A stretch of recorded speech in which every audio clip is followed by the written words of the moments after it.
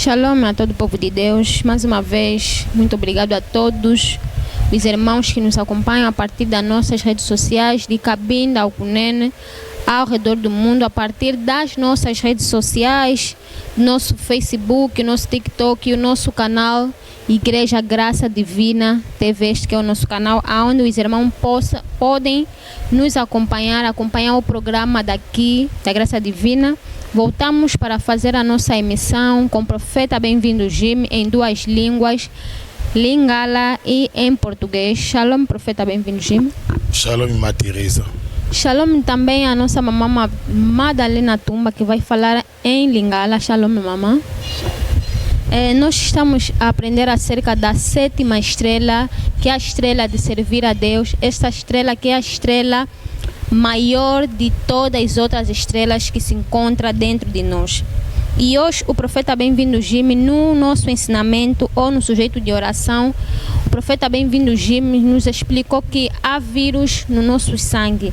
O profeta Bem-vindo Jim já nos explicou que a maior causa do nosso problema das nossas vidas é através do sangue que nós carregamos, mas o profeta Bem-vindo hoje tocou na base do vírus.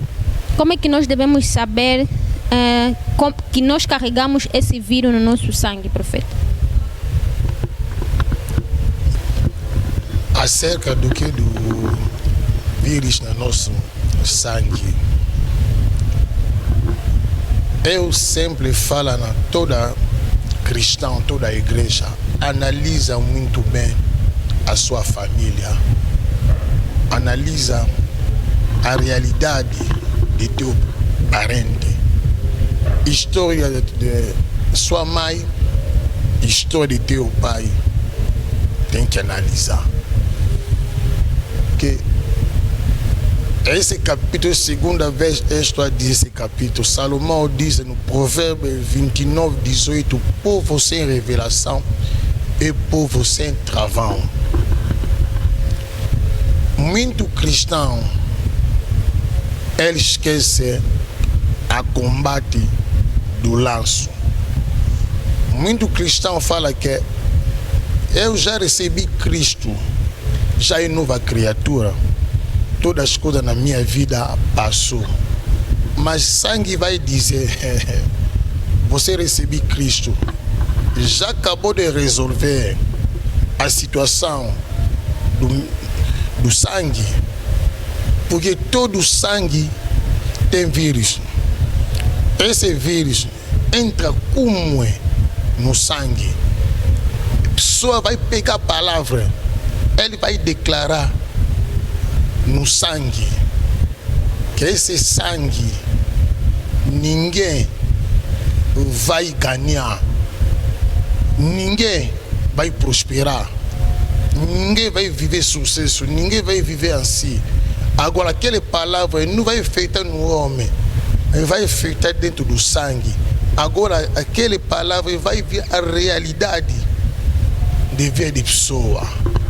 Por isso Deus, ele chamou Abraão, mas ele tirou ainda Abraão na casa do pai desse filho. Deus resolveu ainda o problema do sangue de Abraão, resolveu ainda aquela situação do sangue. Depois, porque quando Deus falou com Abraão, era ainda Abraão, não foi Abraão, era ainda Abraão, mas Deus resolveu a situação do sangue. Deus tirou aquele vírus que condenou Abraão com a família dele. Deus usou uma palavra clara: aquilo que vai te abençoar, seja abençoado, aquilo que vai te amaldiçoar, seja maldito. Toda a família aqui na terra vai ser abençoado pela você, Abraão. Significa, ele era ainda Abraão, mas o sangue dele, Deus tirou aquele vírus dentro da palavra. Também na nossa família, também é pessoa que falou, pessoa de primeira geração, ele falou acerca do sangue. Aquela palavra virou vírus na nossa vida. Agora tem que tirar aquela palavra. Você vai tirar aquele vírus, você também vai declarar, vai determinar. Em nome de Jesus Cristo, estou a arrancar, estou a tirar todo vírus, condenação, maldição, bloquer seriedade, todo mal dentro do meu sangue, eu arranco em nome do Cristo. A partir da minha vida, eu também coloco nova história. Eu que começo nova história da minha família. Em nome do Cristo, você vai começar a determinar, vai determinar. Por isso, irmã Benedita, ela sentia aquilo. A pessoa acabou de assinar contrato.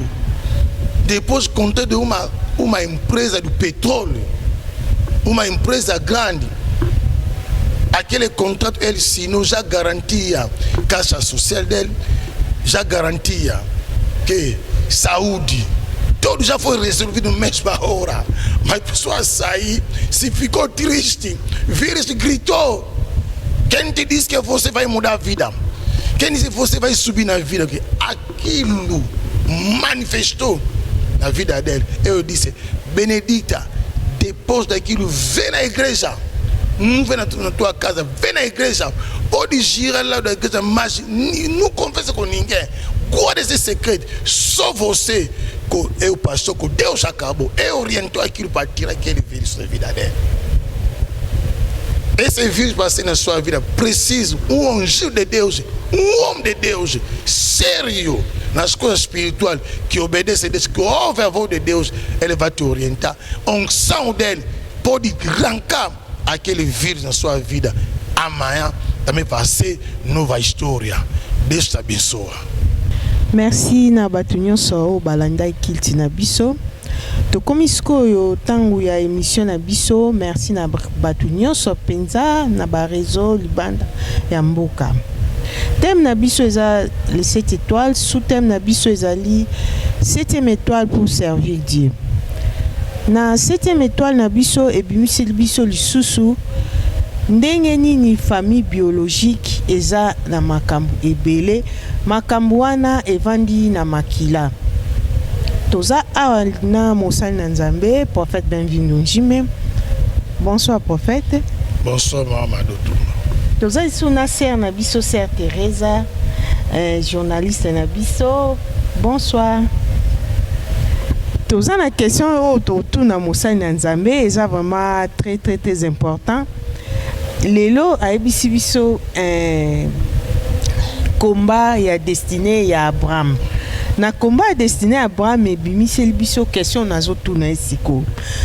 Bonsoir encore prophète Benvindu. Bonsoir Maman Dotouma. Na enseignement lelo ote biso makila na biso eza na virus.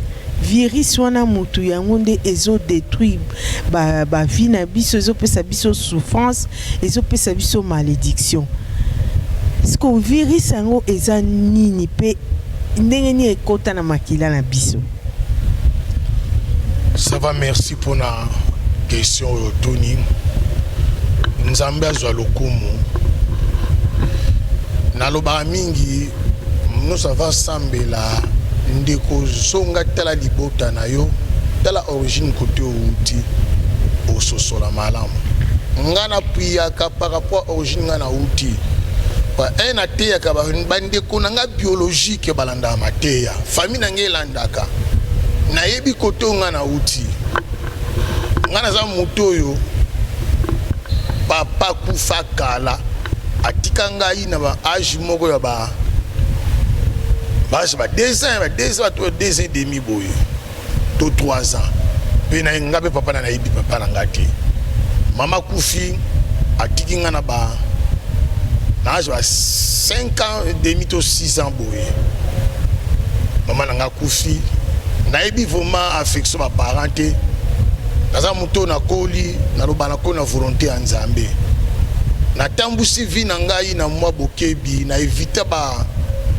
problème suneti ba vie ba camarade ba parents na bango ya komela ba diamba ya komela masanga ya osala ba fanki ya busoba na éviter ngai moko déjà na se discipline ka déjà premier porte ya malamu na vie na ngai et discipline na se discipline ka awana sina mokili na ba camarade ba osala ba vie tout minga na sala ngoti nazali ba noko na nga ba bokolinga bien mais ça pas noko anoko maza papa wa boto propriété a maman no propriété na tozalaki malome bando ba boti bana bango kongi bana bango pe bango ko déclarer ba droit na bango au sentiment que mwana oyo a récupéré position na ye au sandeni donc tambusaki vi na ngai na mwa bokebi tie comme en temps esprit au 5 mètres ndo bimela ngai ayebisanga na kambo na bosa ayebisinga yo ebiango te papa na bino asalaka contrat na biso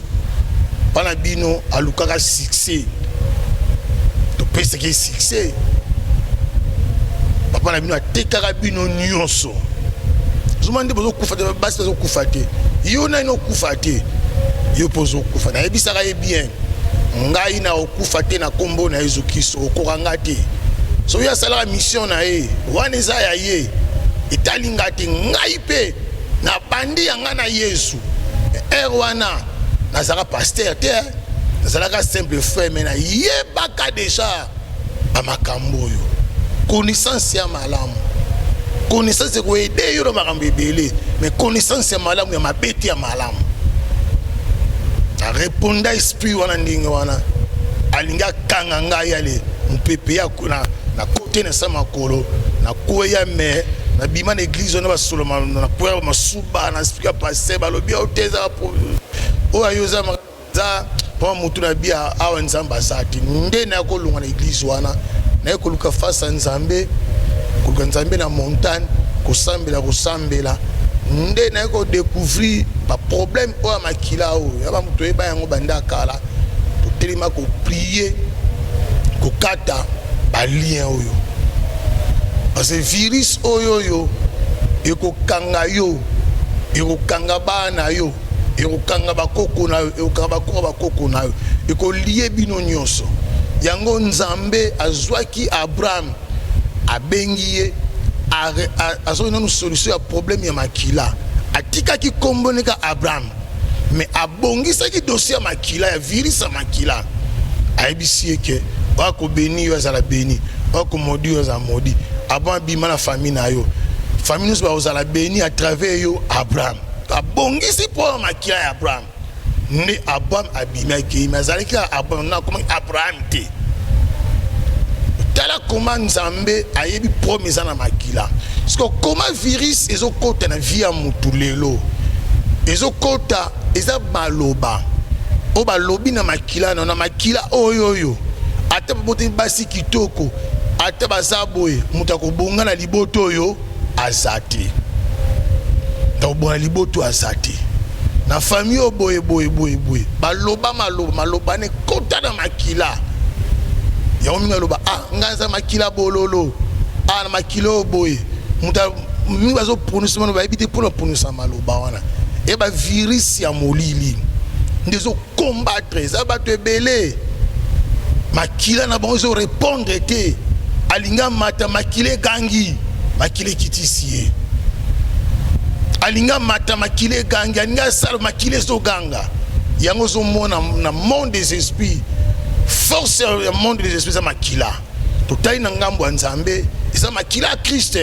ndezo ganga na hotel ya Golgotha pona ko racheter biso totali na monde de ténèbres eza bi makila ndezo sala ke bandoki ba pumbwa ka bagenda koloka force ya monde de ténèbres eza makila donc ça makila démonde et refonctionner te yango ba chrétien zola la ponze ba te secret makila virus ezali malobo baloba na makila na maloba ngo so komi réalité ozo mona mutu azobonga te na vie mutu amataka te na vie nous sala resimbaka te ba complication ba bara ezali virus ozo mema ndeko okosisa ngo soko luki Christ ero yambi Christ koyamba Christ ozuir succès na bitumba ya foi siko bitumba ya balia il faut lo telemela makila na yo obanda ko nenga na telemela makila ya famille na ngana telemela yango na boy vi wana via échec via passion na monena na boy yango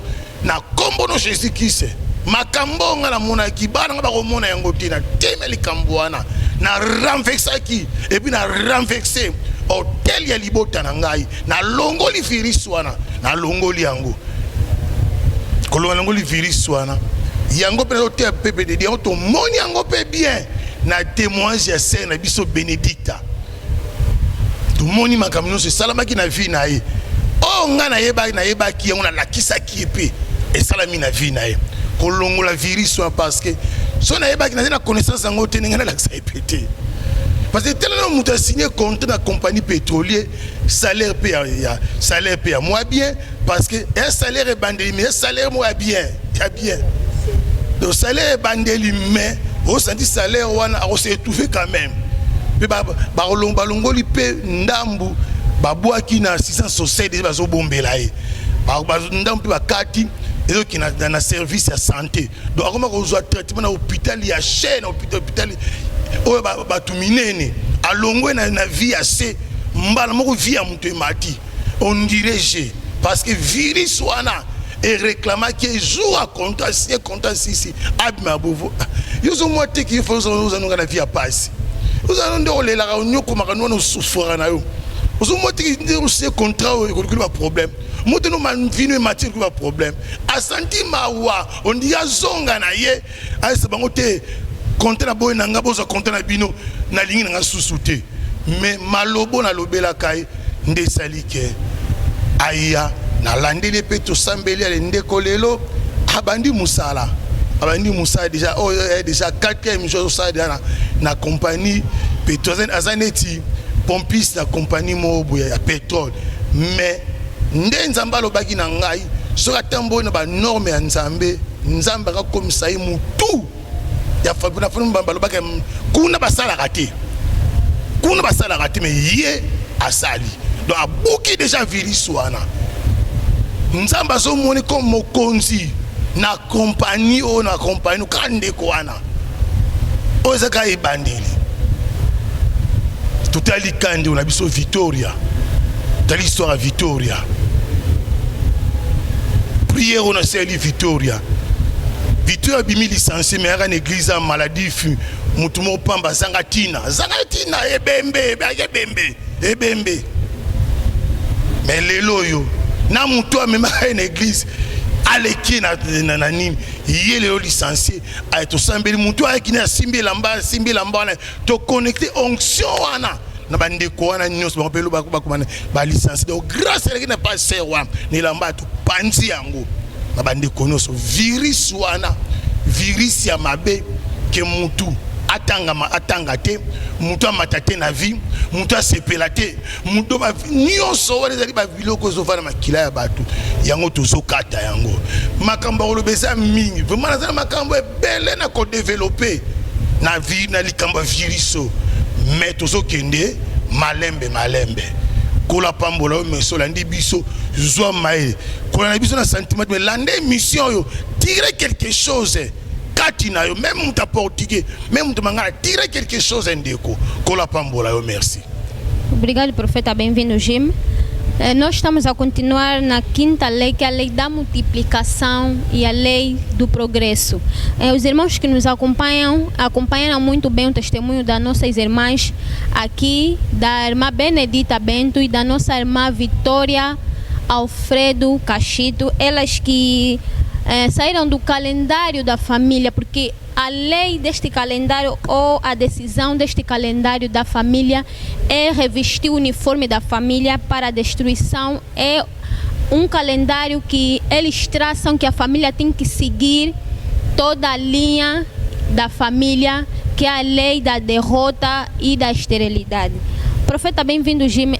Podemos assim dizer que as nossas irmãs quebraram o calendário ancestral das suas famílias, aonde colocaram a lei que ninguém pode trabalhar na família da nossa irmã Benedita e na nossa irmã Vitória, ela que chegou aqui entre a vida e a morte, mas hoje a nossa irmã Vitória é chamada de Doutora Vitória. Ela hoje é licenciada e também transmitiu a sua unção para outras irmãs. Profeta, bem-vindo. Podemos dizer assim que estas leis foram quebradas? Deus seja louvado. Aquela lei foi quebrada na vida dele, porque na família da Vitória, ela é a primeira pessoa que recebeu aquele título. Ela é a primeira pessoa. Ela é a primeira. Mas ela já estava quase morta. Mas Deus da graça divina resolveu a situação dele. Tirou aquele vírus. Ele já foi, acabou. Acabou. Vitória foi. Aonde ele foi, só Deus sabe como é. Ele vai orientar ele. Mas a caminho na vida dele já está aberta. Acabou, ele foi. Ele não pode ir sozinho. Também tem outros irmãos da igreja. Também ele quer para chegar nesse ponto, mas vai faltar algo. Por isso disse que vocês todos vêm. Seguro, porque aquele vestido tem poder. Tem poder aquele vestido. Tem poder. No mundo tem muito poder aquele vestido. Segura aquele vestido. Começa a declarar. Declarou. E você vai acompanhar a graça divina. Teve aquele 4 irmãos que passou na oração. Analisa bem a cara dele. Vai ver amanhã ou depois da manhã. Testemunha de cada um. Que Deus não mente. Aquele calendário da família não tem poder, porque nós temos secreto para cancelar, para destruir esse calendário. Preciso que Jeová tire que não.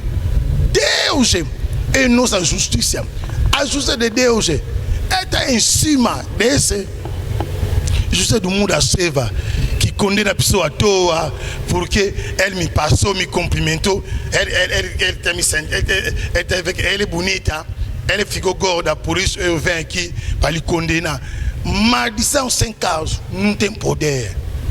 Esse calendário já foi condenado na vida aqui na graça divina. Nós estamos condenando esse calendário em nome do Cristo, na maneira que a irmã Benedita ele também condenou aquele calendário que diz que ninguém vai trabalhar, ninguém vai ficar feliz. Ele já foi. Aonde ele foi, ele já entrou no destino dele. Acabou. Só ele vai se comportar bem com Deus, mas o caminho da vida de Benedita já está aberto. Acabou. Acabou. Acabou. A história dele acabou.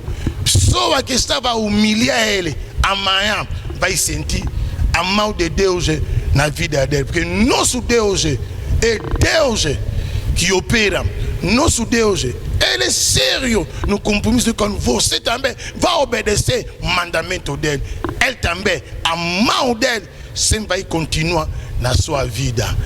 Deus seja louvado pela tudo que Deus está a operar na vida dos irmãos da graça divina fora do país, aqui em Luanda, com todo mundo que conecta com essa graça e unção. Meu Deus, Deus de meu pai profeta Jeremias Mutufefe, esse Deus está operando comigo também, vai operar na sua vida em nome de Jesus Cristo. Amen. 5e loi ezali loi ya multiplication pe ya progression. Lelo mate ya batei eza mate ya moko makasi. Tozo continuer kaka epai ya sœur na biso Victoria. Matéa oyo prophète Benvindo atei loi ya multiplication pe ya progression. Ya liboso sœur na biso ayaki na église azaki maladi makasi, azalaka kobela hépatite B. Ezalaka vraiment na kisi te. Batambolaki partout. Bokoyoka mosali na Nzambe akoexplike bino clairement ye moko. Prophète Benvindo, tozolobela ndenge sœur na biso ayaki oyebisi biso l'enseignement lelo komba ya destiné ya Abraham na mitumba ya makila. Merci. Tangu sœur na biso ayaki na kombo ya nani? Achanzaki na nkombo te yango azalaki na ba problème nyonso ayaki nango. Siko yebisa biso ndenge nini ayaki kochange lelo babenga ye Victoria, lelo pa bimi na Victoire oyo akomi na licence. Ça va, merci. Na nyonso yo Nzambe azosana nyonso nazopesaka Nzambe merci. Bandeko bolandaka grâce divine libanda ya mboka. Bandeko bose motivé. Bose motivé, boza makasi. Botia koyoka ba faux pasteur, ba faux prophète, ba faux serviteur. O bazana pona ko détruire ba foi ya bato. Baza kosa ba kosa lokuta. Mama lokuta. Eba kina ndeko wana c'est Victoria on kuza ki nania atali serboe na seki mais na monaka déjà que zéro na monde milima azo peser ma case dans le monde spirituel maintenant dans le monde physique va commisser le côté ayaka mukie bembe donc bembe vote bimaraté donc il y a konda et bembe docteur a vu que solution monsieur Zaki parce que to tamboli bo pité tala ba elenga ba examen belé ba sali ba bimisi ba mbongo soso mozanga ti ba osela kaka liwa na ye natali kana ye na bia ndeko yoyo a opéser dans le monde des millimètres na bandi olandele ba pour landele prière et loko e bosna consulter na vie na ye natali vie na ye oya za na monde des millimètres nzamba lobi a obika et puis pe a osa fidèle na mini ala mwana ya ministère très libéré ministère a obika pe a osa la sujet elle y bamboli a famille na ye malade oya zui bango bazomona o malade mais ok ça malade et pour e bénir bango e fungo la famille na bango mais c'est na zwa ki angona et na bisa bango mo ba mona ngwa ndene na osala ba je mais to bandi ba kutola ndi ba délivrance papa c'est ra obika malade aussi la c'est à sala 5 tanga kutute à sala 5 tanga te pour banda otanga atanga ne la difficulté atanga vie na sens mais être landelié l'onde comme licencié à histoire na ina mokilo yo vie na ye ayaka na kombo ya nania la kisi nini eloko mukie mais lelo abimi à Victoria molongi abimi lo nini licencié aza premier licencié na famille na bango yé mutali boso na famille na bango tanti na ye mo aza licencié maintenant azo ki diplôme en gote mais il a sans diplôme en go il a zo la sibiso il a zo diplôme azui mais tanti na ye azo linga zo na zuité il a za mutali boso na famille na bango ya mi balele ki na épée azube courage a osa la défense des fois année prochaine tala comment Nzambe o ayeke ebembe demi-mort tala côté Nzambe memi ndeko akomisi ndeko mwasi ya malonga mwasi munene puis prière to sali que porte na gouvernement eza ouvert pour na ndeko porte na compagnie nyonso eza ouvert pour na zwaki diplôme na les mêmes choses ngo yaka en église oh papa tabi kolanda fête te bato yaka na église liboso diplôme une église aller après so fa na eleki na lali nango pana so prier ka po nango na zong sele yango le me bando bolandi bien o prier to sali po na ye po na zong se diplôme wana basai na Nzambe na opesa conseil na ba serviteur de Dieu surtout ba église ou ministère prophétique to linga mbongo liboso te na ebike ba musato sala yo sambongo e osimba te mais soto tebo linga mbongo liboso bandimi onzima pesi biso tomona bango soute musu oyela yo apesi $10,000 masa mvoye ya ténèbres musu ayene lo côté na malade mais sipote netinga la casa di batumi na so bato kake asa akine lo côté mais na lembaki te na utiliser amour sans intérêt ya kolandela vieux bandeko tindeko est-ce que ndeko wana so bongi na vina obosananga te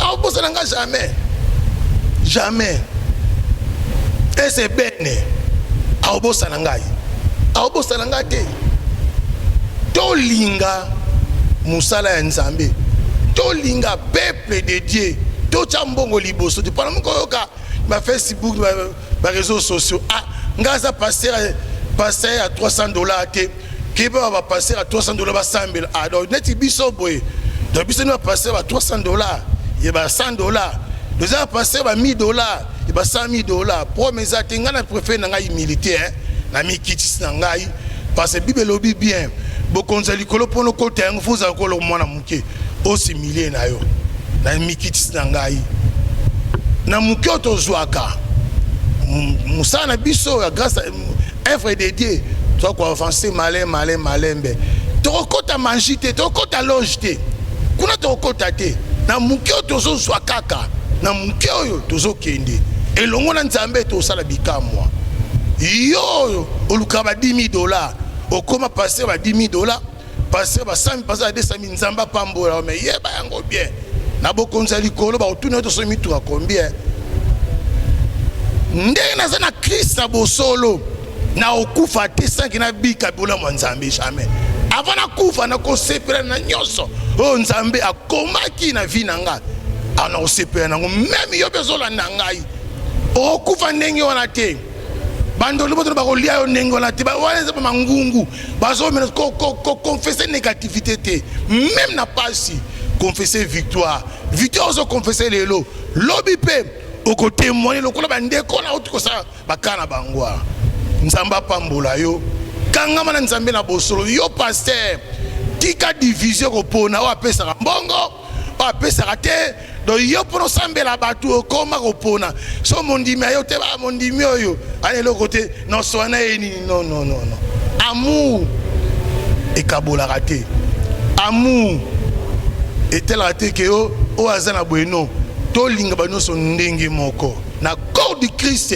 riche azati pauvre azati ba bien matériel to kuteke na mokili mutu moko ta kufa bakunda ina mituka na ba dollar non mutu moko ta botama ba botena mbongo azati to linga liboso bokonza likolo to linga bandimi onzamba peso me baza ba pauvre linga bango zo swena bango oyebite lobe batu na lobe oyebite ko négliger mutu te ko pona to azana mbongo non to tika biloko wana to zana muna bolingo to sala musala nzambe na bolingo to sala compassion na peuple de Dieu faut na pesi moi conseil na yo ndeko yo lo barake yo za passer ba $300 ba $200 te yo passer ba $20,000 kola so banza pesi ba $20,000 zo na nzela bo nzambe onzamba zo lokumu ndozo prospérer nzambe na sepeli ndende on zo prospérer a prospérer lisusu mais zo prospérer na seba singa moli na sema kila ya batu ndeko e osukelo mabe kola pambola yo merci. Obrigado, profeta, bem-vindo, Jimmy. Obrigado também os irmãos que nos acompanharam do princípio ao fim. Não sei se o profeta bem-vindo, Jimmy, tem algumas considerações para deixar aos irmãos que estão nos acompanhar agora, uma mensagem de força, de coragem. Deus abençoe a todos os irmãos que acompanham nosso canal Graça Divina. Eu só dou conselho no servo de Deus. Servo de Deus deixa divisão. Que esse irmão costuma me dar 500,000, 1 milhão. Ele merece muita oração. Esse aqui não tem dinheiro, na maneira não tem dinheiro, só oração dele. Em nome do Cristo acabou, não. Nós temos que ter uma compaixão, tem que ter amor. Amor nos separa. Primeiro é justiça de Deus. Deixa ainda dinheiro depois. Dinheiro, ninguém vem na barriga da mãe dele com dinheiro. Ninguém também, quando morre, vai enterrar ele com dinheiro. Nós todos com todo dinheiro aqui na terra, vamos deixar, mas primeira coisa, tem que ter amor próximo, tem que sacrificar com todos os irmãos da igreja. Não faz a divisão, porque esse aqui tem dinheiro, merece assim, não. Todos são iguais. Futuro de pessoa, ninguém sabe amanhã. Amanhã depende de Deus. Mas todo aconselho, você é homem de Deus, igreja que tem separação, não separa mais. Mas tem que ter um coração de compaixão. Recebe todo mundo com amor. Deus é amor. Deus te abençoa. Obrigado, profeta, bem-vindo, Jimmy. Obrigado também aos irmãos que nos acompanharam. Aos nossos irmãos também da área da mídia, ao nosso muito obrigado. Mamãe Amadeu quer dizer alguma coisa? Merci na batunyo so ba landi biso. Prophète bem-vindo. Est-ce que aux en liloba oyo tike la peuple de Dieu pour na toka bona suka.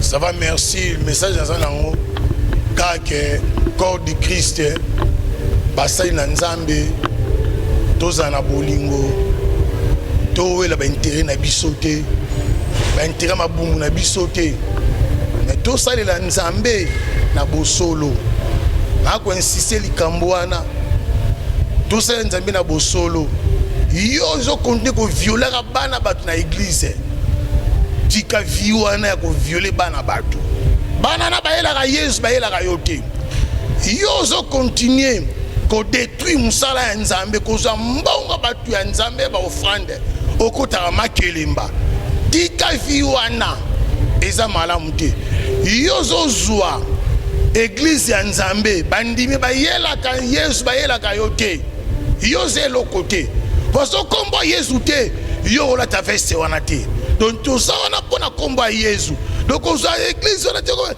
comme ça le la yonde vedeti kombo na yeba nikola kombo ya Yesu no bandeko to bongwama mosena Nzambe yo za na loge bima na vie wana na tangi kombo mutu te bima na vie wana bongola motema na yo yeba yango bien to ko rendre compte na kolo musala o lelo zo beta tolo ke yonde keba yoza na via masanga ndeko pasteur très via masanga yoza na via kisi yoza na via kindumba na église mon église na yo basi nyoso église basi na yo chorale tout basi nyoso basi na yo oza na bana 15 sur 10 église oyo botaka Seigneur sunga yo se repenti o sa repentance sincère o bongo la motema na o bima na vie nos anango vraiment corps du Christ ya soni lelo ke koloba ke na surtout ministère prophétique ba prophète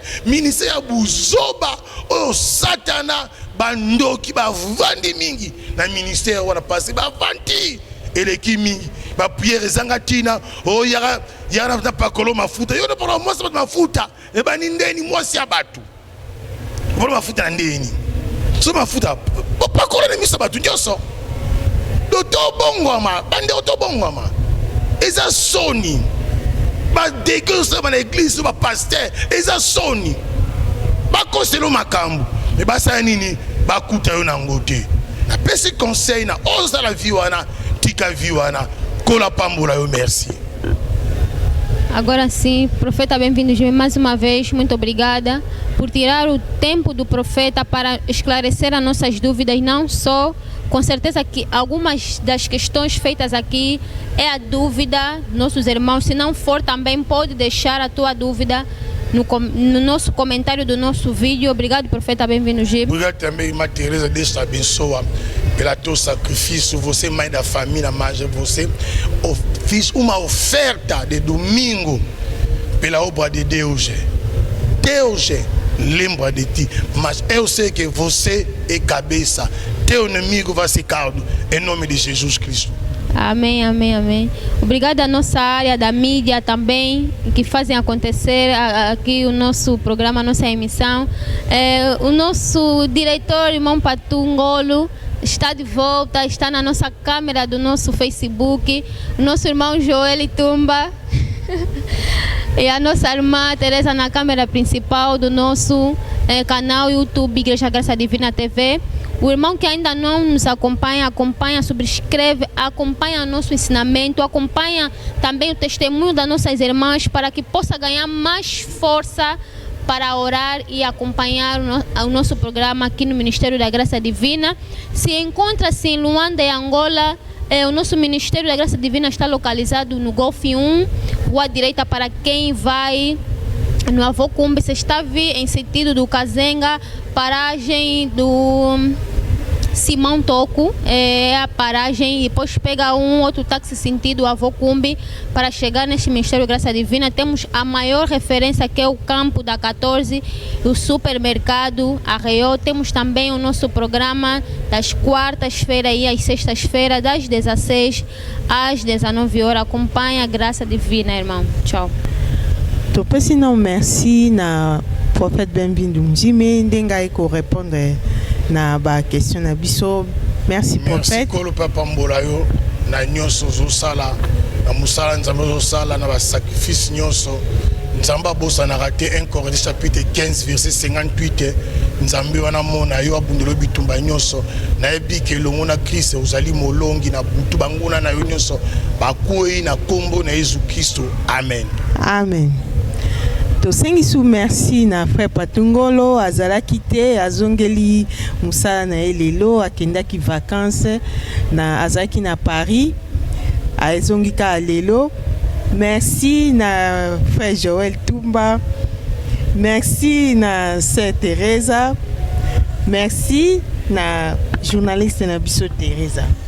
Bien aimé, siège na biso eza na Angola na Luanda na rue 13 Golf 1 numéro 295/A toza en face ya Areyo. Numéro ya prophète Benvindu esaka 24/24. Ce que bengi yo mutoza en Europe, na Asie, par-ci par-là, na libanda ya mboka, rotia plus 244. Ma mwana mboka a obandaka na 922 07 86 76. Ce que bengi ye moko a répondre yo pona ba besoin no spirituel ya ba prière nde ako sambelela yo omona loboko na Nzambe kati na libota na yo. Kilt na biso ya semaine to bandaka mercredi na 15h55 et silaka na 19h30. Isa kita délivrance. Kilt na biso ya vendredi ezala même heure 15h55 à 19h30. Kilt ya prophétie et silaka à 19h55.